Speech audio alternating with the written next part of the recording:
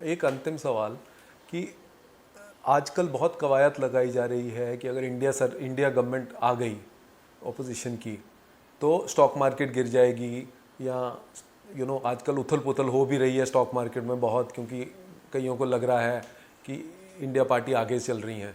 तो इसको लेकर आप क्या बोलना चाहेंगे कि ऐसा कुछ? देखिए, ये सब मोदी जी का खेल है। उन्होंने कुछ बोलना, देखो आर्थिक स्थिति को ठीक चलाने के लिए अर्थशास्त्रज्ञ होते हैं, वो ठीक ढंग से करेंगे। और हम अगर उसमें आड़ी टेढ़े बात करेंगे तो ये नुकसान देश का होगा।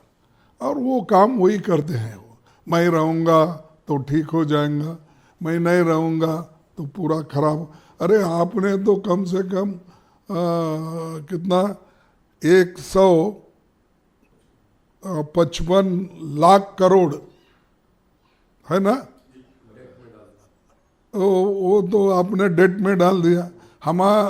जब यूपीए की गवर्नमेंट थी 55 लाख थी, तो बोलिए किसकी गवर्नमेंट अच्छी थी? आप 10 साल में, वो पहले से। तो ये लोगों कितना गुमराह करेंगे। अब लोग, मुझे मालूम नहीं, जो बहुत से लोग शाणे उनके साथ है ये क्यों नहीं उनके समझ में। तो पिछले लोग अगर 55 लाख करोड़ इतने सालों में किए, तुम उसके 2 गुना ज़्यादा कर रहे हो, तो तुम्हारी नीति अच्छी है, एक्सपोर्ट इंपोर्ट का ठीक है। इवन तुम्हारा ये नेशनल सिक्योरिटी भी ठीक नहीं है। वो चाइना वाले घर वहाँ बन रहे हैं, ऑक्युपाई कर रहे हैं, विलेजेस बसा रहे हैं, रोड डाल रहे हैं, उसकी बात आप नहीं करते। वो छोड़ के सब मजबूत है, कोई आंख निकाल के नहीं देख। अब भाई आंख निकाल के नहीं देखना आप बोलते हैं, लेकिन बगैर इन्विटेशन से आप ही वो पाकिस्तान के नवाज शरीफ नहीं, उनके घर को बगैर बुलाए, बगैर दावत से गए और गले मिले। ये है क्या नीति? ये तुम जो गलतियां करते हो उसको छुपाने की कोशिश करते हो। आंखों दिखे ये चाइना ऑक्युपाइड एरिया जो हो रहा है, और उसके बारे में कुछ बात नहीं करते हो, और बोलते कि हमने कुछ नहीं करने दे। अरे इतनी बड़ी बात करते पाकिस्तान के वो रहे हो, तुम तो दोस्ती तो कर लिए पहले, जब उनकी आपकी नहीं बनी तब वो अलग बात कर रहे हैं।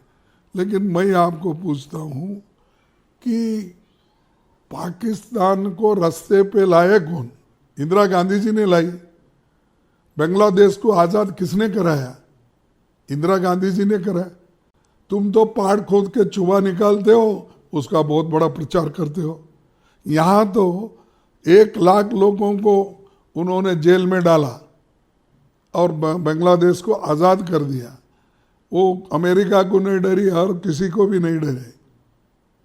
तो ऐसे ऐसे काम हमारे ज़माने में हुए, और आप वही बकते रहते हो, वही बोलते रहते हो पुरानी बातें, और उसमें भी कोई दम नहीं है। तो ये सब मोदी जी के आप कह रहे हो कि नंबर्स, आंकड़े उनके पास नहीं हैं और उनकी सरकार नहीं बनने वाली, तो आपका message, last message to mister Modi?